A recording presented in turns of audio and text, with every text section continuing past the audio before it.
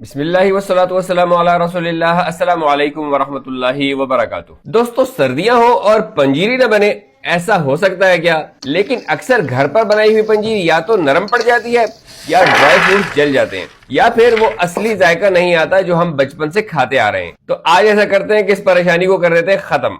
मैं आपके लिए लाया हूँ वो खुफिया रेसिपी जिससे आपकी पंजीरी न सिर्फ 100% परफेक्ट बनेगी बल्कि इसका जायका आपको हमेशा याद रहेगा। हर चीज को फ्राई करने का सही वक्त, सही तरीका और वो छोटी छोटी टिप्स जो कोई नहीं बताता।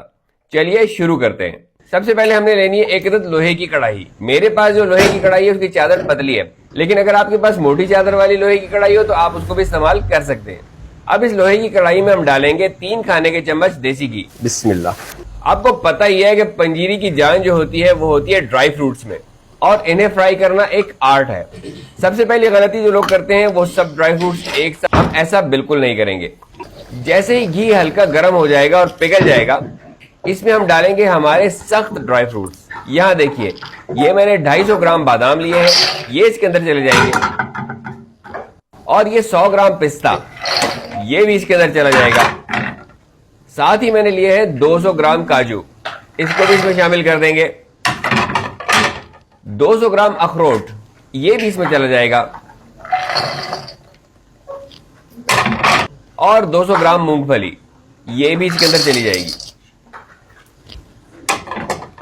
अब याद यहां ये रखना है कि आंच को बिल्कुल हल्का रखना है। हमें इन्हें 2.5 से 3 मिनट तक फ्राई करना है। मकसद इन्हें क्रिस्प करना है, इनका रंग तब्दील करना नहीं है या इन्हें जलाना नहीं है। तो अगर हम आग को तेज करेंगे तो इसके जल जाने का खतरा है, इसलिए हमने हल्की आग पर इसको फ्राई करना है। और ये भी याद रखिए कि इसको हमने हल्के हाथ से मुसलसल चमचा हिलाते हुए फ्राई करना है। इससे ये होगा कि चारों तरफ से ये अच्छी तरीके से फ्राई होंगे और जब हम इन्हें निकालेंगे तो ये क्रिस्प सही तरीके से हो सकेंगे। इसमें थोड़ा सा टाइम लग सकता है, तो इसलिए इस काम को बहुत ही सब्र से करना है। अब यहाँ पर आपकी आंखों और आपकी नाक का दोनों का कमाल है। आपने नजर इसकी शेप पे रखनी है, कहीं इसने अपनी शक्ल तो तब्दील नहीं कर ली या कहीं जल जला तो नहीं गया। और साथ ही अपनी नाक पर भी ध्यान रखना है ताकि इसकी खुशबू आप महसूस कर सकें। तो जैसे ही आपको लगे कि इसकी खुशबू उठ चुकी है, अब टाइम है इसको हमने निकाल लेना है। तो चलिए इसको निकाल लेते हैं। आपको पता होना चाहिए कि जो फ्राई करना है ये इसलिए जरूरी है कि इसकी वजह से जो ड्राई फ्रूट्स है वो क्रिस्प हो जाते हैं। निकाल लेने के बाद अब हमने अपनी कढ़ाई को वापस रख देना है चूल्हे के ऊपर। अब इसके अंदर मजीद हम तकरीबन 2.5 से 3 खाने के चम्मच देसी घी के शामिल करेंगे और एक बार फिर इस देसी घी को हम पिघला लेंगे।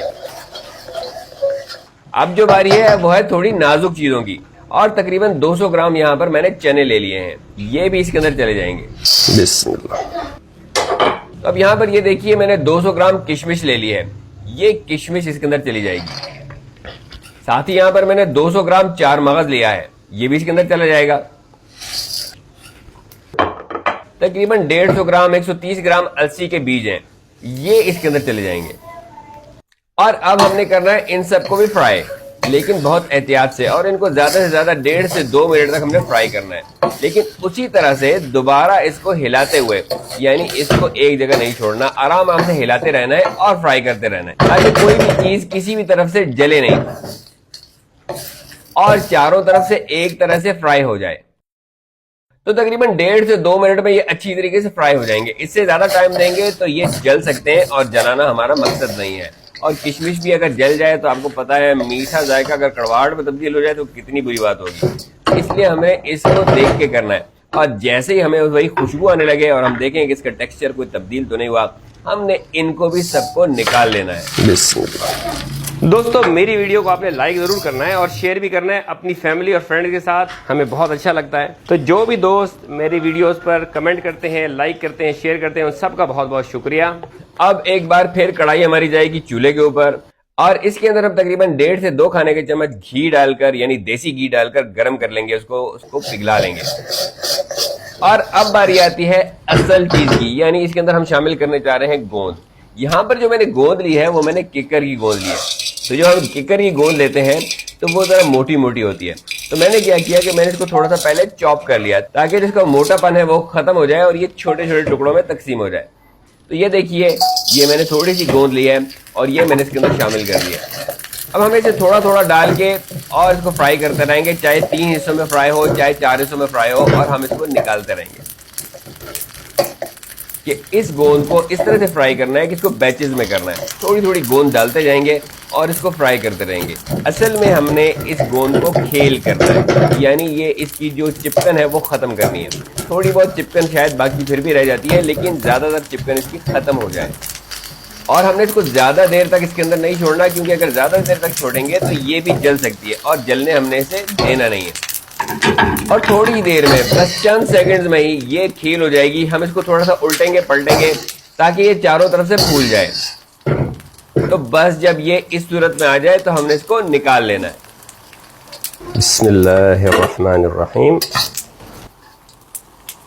अब मैं ऐसा करूंगा कि मैं इन तमाम बैचेस को फ्राई कर लूंगा। ये देखें, गरम घी में जाते ही ये पॉपकॉर्न की तरफ फूल गई। जैसे ही फूल जाए फौरन निकाल लें। अब इसी तरह थोड़ा थोड़ा घी शामिल करते जाएंगे जरूरत के मुताबिक, और बाकी बैचेस को भी फ्राई करते जाएंगे। तो दोस्तों, अगर आप वीडियो को अभी तक देख रहे हैं तो यकीनन आपको वीडियो पसंद आ रही होगी, और अगर आपको पसंद आ रही है तो आप वीडियो को लाइक करना और शेयर करना और चैनल को सब्सक्राइब करना भूलिएगा नहीं। और साथ ही साथ मुझे ये भी बताते जाइए कि आप कहां से इस वीडियो को देख रहे हैं। पहले वीडियोस में भी आप लोगों ने बताया था कि आप लोग कहां से मुझे देख रहे हैं, तो मुझे बहुत ही अच्छा लगा और आप सबका शुक्रिया कि आपने मेरी बात का जवाब दिया, और अब भी मैं इंतजार करूंगा। तो दोस्तों, अब गोंद हमारी फ्राई हो चुकी है, तो अब मैं आपको दिखाता हूं कि ये किस तरह से क्रिस्प हुई है। ये देखिए, ये बिल्कुल आराम से यूं करके दब के टूट रही है। यही हमको चाहिए, ये अंदर तक क्रिस्प होनी चाहिए इस तरह। तो अब चलते हैं अगले मरहले की तरफ। एक बार फिर कढ़ाई हमारी होगी चूल्हे के ऊपर, उसके अंदर हम शामिल करेंगे 1.5 से 2 खाने के चम्मच देसी घी, और उसको हम पिघला लेंगे। इस तरह हमने आग को हल्का रखना है। और अब इसके अंदर जाने वाले हैं कैल्शियम का पावर हाउस, यानी मखाने। ये मखाने तकरीबन मैंने यहाँ पर 100 ग्राम लिए हैं। ये हम इसके अंदर शामिल कर देंगे। अब उसी सब्र और तहम्मुल के साथ हमने इसको फ्राई करना है। हल्के हल्के हाथ से हिलाते जाना है और फ्राई करते जाना है। याद रखिए कि हमने इतना करना है कि ये भी क्रिस्प हो जाए। इसके लिए थोड़ा सा टाइम लग सकता है, लेकिन हल्की आग के साथ और हल्के हाथ के साथ हमने अच्छी तरीके से इसको फ्राई कर लेना है। और जब हमें लगे कि अब ये काफी हद तक चारों तरफ से फ्राई हो चुके हैं, तो हमने इसको निकाल लेना है। याद रखिए कि एकदम से क्रिस्प नहीं होंगे, बल्कि जब हम इसको निकाल कर कुछ देर के लिए रख देंगे तब ये अपनी क्रिस्प सूरत में आ जाएंगे। तो अब इसको निकाल लेते हैं और इसको एक तरफ रख देते हैं, और जब तक ये वहां पर थोड़े ठंडे हो रहे हैं हम अगली चीजों को फ्राई करते हैं। अब हम ऐसे करेंगे, एक दफा फिर कढ़ाई हमारी चूल्हे के ऊपर है, इसके अंदर हम 1 खाने का चम्मच देसी घी शामिल करेंगे, और अब इसके अंदर हमने डालना है खोपरे का पाउडर या कोकोनट पाउडर। इसको इसके अंदर शामिल कर देंगे। बिस्मिल्लाह। ये 200 ग्राम मैंने यहाँ पर कोकोनट पाउडर लिया है। आंच को बिल्कुल हल्का रखना है और फौरन इसको हिलाते हुए इसको फ्राई करना है, क्योंकि खोपरे का पाउडर जो है वो एकदम जलने की सलाहियत रखता है। तो हमने इसको जलने नहीं देना, बल्कि हल्का सा इसको फ्राई करना है। इसकी खुशबू एकदम फैलेगी, पूरा घर खुशबू से भर जाएगा। तो ये देखिए, अब ये फ्राई हो चुका है। अब हम इसको भी एक तरफ निकाल लेते हैं। ज्यादा टाइम नहीं लेगा, ज्यादा से ज्यादा 30 से 45 सेकंड, एंड दैट्स इनफ। जनाब, हमने खोपरा तो कर लिया फ्राई। अब कढ़ाई जाएगी एक बार फिर चूल्हे पर। इसके अंदर फिर हम शामिल करेंगे तकरीबन 1.5 से 2 खाने के चम्मच देसी घी। अब हमने आग को रखना है दरमियाना, यानी हमने ना आग बहुत तेज रखनी है और ना बहुत ही हल्की। और अब इसमें जाएगी सूजी। यहां पर हमने सूजी ले ली है 500 ग्राम। ये 500 ग्राम सूजी हम इसके अंदर शामिल कर देंगे। अब हमने इसको उस वक्त तक भूनना है जब तक इसका रंग गोल्डन ना हो जाए। जैसे ही इसका रंग गोल्डन होगा हम इसको बाहर निकाल लेंगे। लेकिन याद रखिए कि सूजी भुनने में थोड़ा टाइम लेती है, तो आपने सब्र के साथ चमचा चलाते हुए इसको भूनते जाना है, ताकि कहीं ऐसा ना हो कि एक तरफ से जल जाए और दूसरी तरफ से पके ही ना। तो इसलिए हमको हिलाते जाना है, हिलाते जाना है, हिलाते जाना है, और पकाते जाना है, पकाते जाना है, पकाते जाना है। ये भी सब्र आजमा काम है, क्योंकि सूजी ने एकदम भुनना नहीं है, और जब भुनने पे आई तो जल जाना है। तो इसलिए बड़ी एहतियात के साथ आंखें जमाए हुए इसको पकाना है। तो जैसे ही आपको पता चले कि ये चारों तरफ से गोल्डन रंग इस पर आ चुका है, तो अब वक्त है इसको बाहर निकाल लेने का। बहुत ही जबरदस्त शानदार सी खुशबू चारों तरफ फैली हुई है, क्या ही कहने। तो चलिए अब इसको निकाल लेते हैं।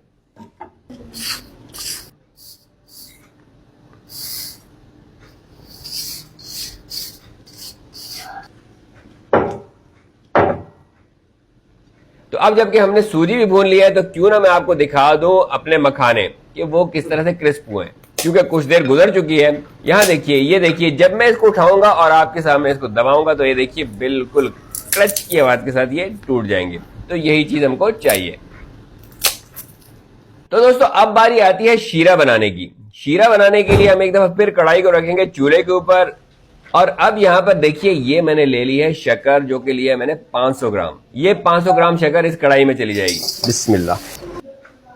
और अब हम इसके अंदर तकरीबन आधा कप या 8 खाने के चम्मच पानी शामिल कर देंगे।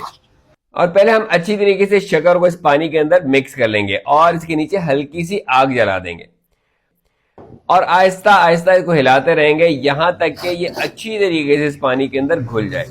इसमें भी थोड़ा सा टाइम लग सकता है, लेकिन आपने वो टाइम बहुत एहतियात से, बहुत सब्र के साथ दे देना है इसको। तो यहां देखिए, ये अब हमारा शीरा बनके तैयार हो चुका है। लेकिन हमने इसको इसी तरीके से इस्तेमाल नहीं करना, बल्कि हमने इसको पहले छान लेना है। छानना हमने इसको मलमल के कपड़े से है, ताकि इसके अंदर अगर कोई रेत के जर्रात वगैरह मौजूद है तो वो भी छन कर निकल जाए। तो अभी मैं इसको थोड़ा सा एक तरफ कर देता हूं और मैं इसको छान लूंगा।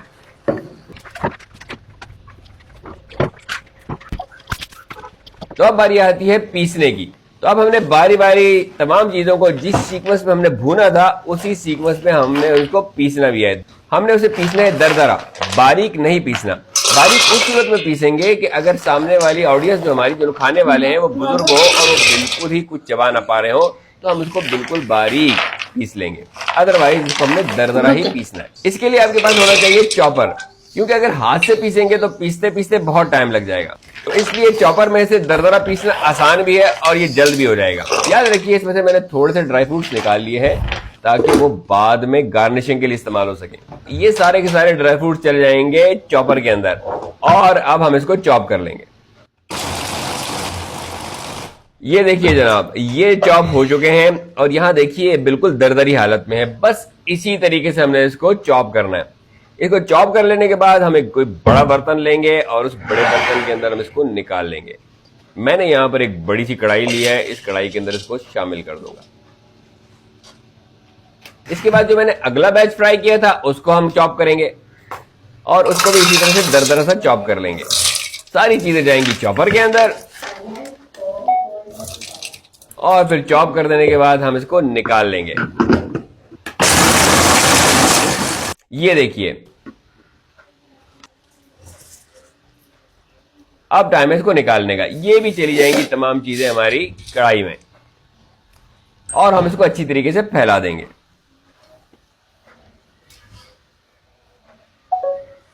गोंद को भी हमने इसी तरह से चॉपर में डाल देना है।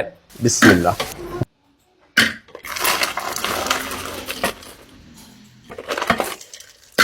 देना है और अच्छी तरीके से इसको हमने चॉप करना है, इतना कि ये बिल्कुल पाउडर फॉर्म में आ जाए। जितना ज्यादा मुमकिन हो सके इसको पाउडर फॉर्म में ले आना है।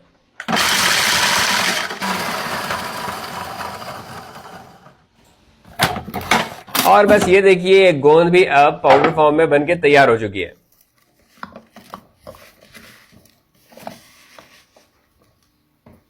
पहले भी ऐसी थी, समझ ली पाउडर हो गई। और अब इसके ऊपर चली जाएगी गोंद, जिसको हमने पाउडर फॉर्म में बना लिया था, और इसको हम फैला देंगे। और अब बारी आती है मखानों की। ये मखाने भी जाएंगे अब चॉपर के अंदर और हमने इनको भी चॉप कर लेना है अच्छी तरीके से, ताकि ये भी छोटे छोटे पीसेस में तकसीम हो जाए।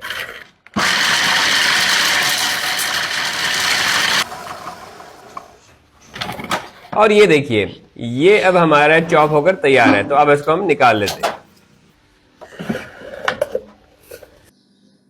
हजरत अबू हुरैरा रज़ियल्लाहु ताला अन्हु फरमाते हैं कि नबी सल्लल्लाहु अलैहि वसल्लम ने फरमाया, अल्लाह सुब्हानहु व तआला ने फरमाया, कि इब्ने आदम का हर अमल उसी के लिए है मगर रोज़ा, कि वो मेरे लिए है और मैं ही उसका बदला देता हूँ, और रोज़ादार के मुंह की बू अल्लाह के नज़दीक मुश्क से भी बेहतर है।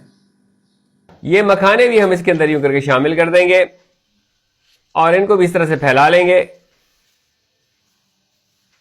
तो जनाब अब बारी आती है बाकी चीजें इसमें शामिल करने की, और अब इसके अंदर चली जाएगी सूजी। बिस्मिल्लाह। और इसको भी हम अच्छी तरीके से चारों तरफ फैला देंगे। अब इसमें चला जाएगा खोपरा। बिस्मिल्लाहिर्रहमानिर्रहीम। और हम इसको फैला देंगे। अब खास किस्म के कुछ इंग्रेडिएंट्स हैं जो इसके अंदर जाएंगे। 6 खाने के चम्मच में इसके अंदर शामिल करने लगा हूं सौंफ का पाउडर।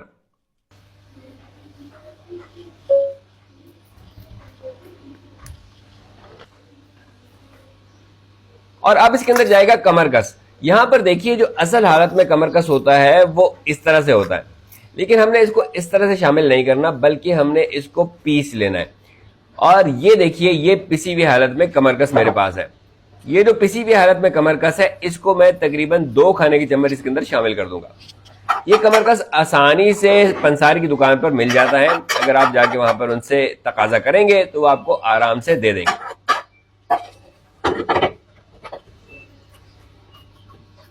अब मैं इसके अंदर शामिल करूंगा 2 चाय के चम्मच इलायची पाउडर, सब्ज इलायची का पाउडर।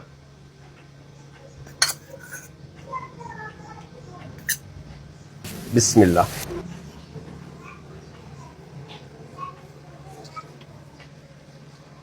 दो चाय के चम्मच में इसके अंदर शामिल करूंगा अदरक का पाउडर। और याद रखिए ऑप्शनल चीज इसमें जो है वो इसके अंदर आप काली मिर्च भी शामिल कर सकते हैं। 1 खाने का चम्मच काली मिर्च और 1 खाने का चम्मच सफेद मिर्च भी आप इसके अंदर शामिल कर सकते हैं। ये आपके अपने ऊपर है इसको शामिल करना चाहें या ना करना चाहें। अब हमने इन सबको अच्छी तरीके से मिक्स करना है। उसके लिए आप हाथों का इस्तेमाल करें, क्योंकि इस तरह मिक्स करना आसान होगा। और इस मिक्स करने में भी आप तकरीबन कोई 5 मिनट इसको दे ही दें, ताकि अच्छी तरीके से मिक्स हो जाए। ये देखिए माशाल्लाह क्या ही बात है। हल्के हाथ से हिलाते जाएं, मिक्स करते जाएं, हिलाते जाएं, मिक्स करते जाएं, ऐसे कि चारों तरफ हर चीज बराबर बराबर तकसीम हो जाए। जब हम इसको अच्छी तरीके से मिक्स कर लेंगे तो इसको वापस बराबर कर देते हैं। अब बारी आती है इसके अंदर जो हमने छान लिया है शीरा उसकी। अब इसके अंदर ऊपर से हम तमाम का तमाम शीरा जो है वो हम इसके ऊपर ऐसे करके डाल देंगे। ये देखिए, और एक बार फिर हाथों का इस्तेमाल करेंगे और इस शीरे के साथ भी इसको अच्छी तरीके से मिक्स करेंगे। और अगर कहीं पर कोई गुठली वगैरह बन रही हो तो उसको भी तोड़ते रहेंगे। तो चलिए अब हम इसको मिक्स कर लेते हैं आराम से, इत्मीनान से, हल्के हाथ से, गिराना भी नहीं है और इसको मिक्स भी करना है। इसमें भी थोड़ा सा टाइम लगेगा, लेकिन ये थोड़ा सा टाइम आप लगा ही लीजिए। तो जनाब ये रहा जबरदस्त हमारा मिक्सचर, जबरदस्त हमारी पंजीरी जो अब तैयार हो चुकी है। और जब हम इसको सारे को अच्छी तरीके से मिक्स कर लेंगे, बिल्कुल हर तरफ से चीज बराबर हो जाएगी, तो हमने जो अलग से ड्राई फ्रूट्स बचा के रखे थे उसको इसके ऊपर से भरोड़ देंगे, ताकि थोड़ा सा लुक भी आ जाए और कुछ साबित ड्राई फ्रूट भी इसमें शामिल हो जाए। तो जनाब ये लीजिए, जबरदस्ती हमारी पंजीरी बनके तैयार है। तो दोस्तों अब बारी आती है इसको प्रिजर्व करने के लिए। इसके लिए हम कोई air tight jar, air tight container, इस किस्म की कोई चीज लेके उसके अंदर इसको बंद करके रख सकते हैं और इसको खा सकते हैं।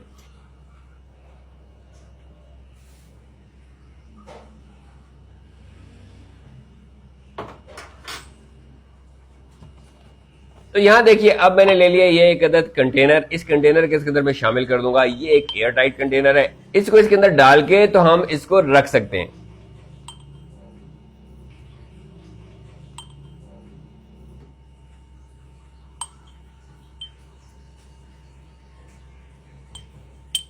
और दोस्तों एक और बात जो आप सब जानना चाहते हैं कि इसको हमने इस्तेमाल कैसे करना है, तो इसको इस्तेमाल करने के मुख्तलिफ तरीके हो सकते हैं। एक तो बहुत ही आसान तरीका यह है कि रोजाना सुबह उठकर 1 या 2 खाने के चम्मच इस पंजीरी की आप खा लें, ऐसे ही। कोई जरूरत नहीं है कि इसके साथ कोई और चीज शामिल की जाए, बस ऐसे ही कर लें। दूसरा तरीका यह है कि आप गर्म दूध लें और 1 चम्मच आप इसको मुंह में डालें और साथ ही गर्म दूध के साथ इसको चबाते हुए दूध भी पिएं और इसको भी खा जाएं। तीसरा तरीका यह हो सकता है कि आप इसी पंजीरी को दूध के अंदर मिक्स करके तो उसको दूध के साथ ही पी और खा लें। तो दोस्तों उम्मीद है कि आपको वीडियो पसंद आई होगी, मुझे यकीन है कि पसंद आई होगी, और पसंद आई है तो जल्दी से वीडियो को लाइक कीजिए और शेयर कीजिए अपने प्यारों के साथ। और अगर चैनल आपने सब्सक्राइब नहीं किया तो जल्दी से सब्सक्राइब कर लीजिए, और साथ ही साथ मुझे यानी माजिद बिलाल को इजाजत दीजिए। इंशाल्लाह फिर मिलते हैं। अस्सलामु अलैकुम वरहमतुल्लाहि वबरकातुहू।